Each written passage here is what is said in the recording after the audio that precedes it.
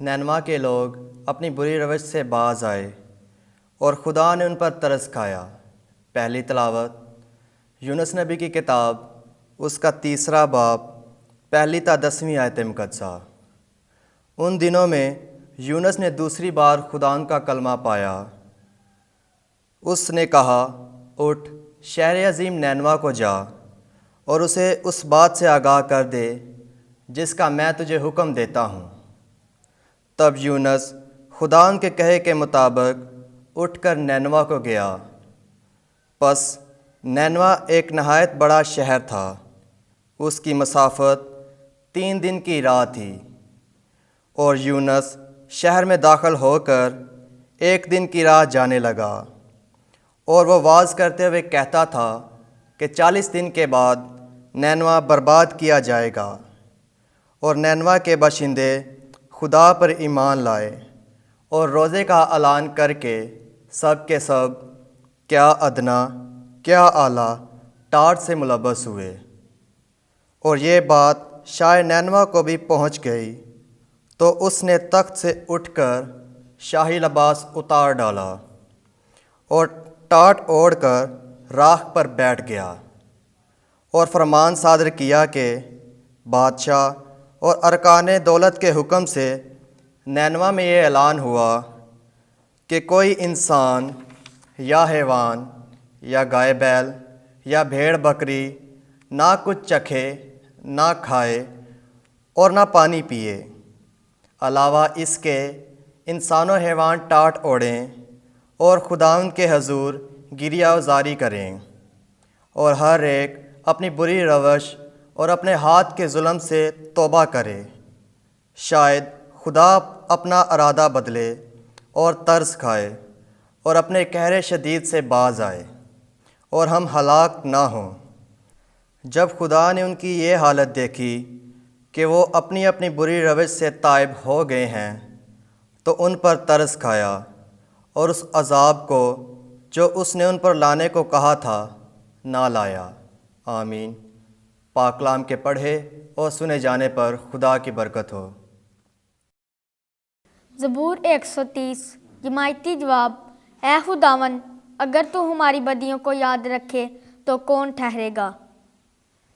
اے خداوند، میں گہرائیوں میں سے تجھے پکارتا ہوں۔ اے خداوند، میری آواز سن، میری منت کی آواز پر تیرے کان متوجہ ہوں۔ جماعتی جواب۔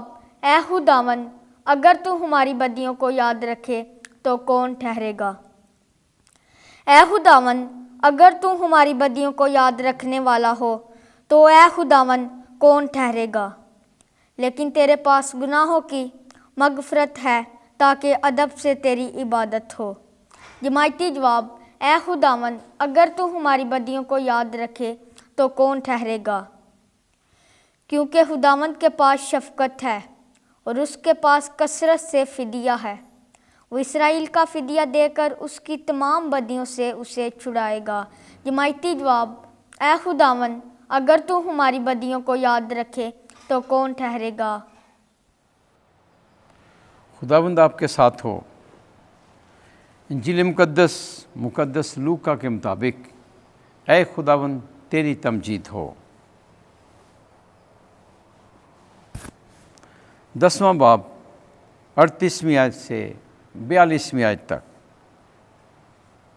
مارتھا نے یسوع کا اپنے گھر میں خیر مقدم کیا۔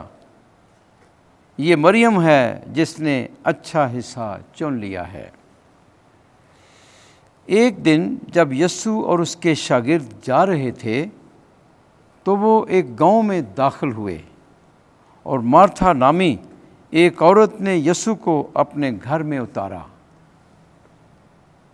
اور مریم نامی اس کی ایک بہن تھی، اور وہ بھی خداوند کے پاؤں کے پاس بیٹھ کر اس کا کلام سنتی تھی۔ مگر مارتھا طرح طرح کی خدمت کرنے کے تردد میں تھی۔ وہ ٹھہر کر کہنے لگی کہ اے خداوند، تو خیال نہیں کرتا کہ میری بہن نے خدمت کرنے کو مجھے اکیلا چھوڑ دیا ہے؟ بس اس سے کہہ کہ میری مدد کرے۔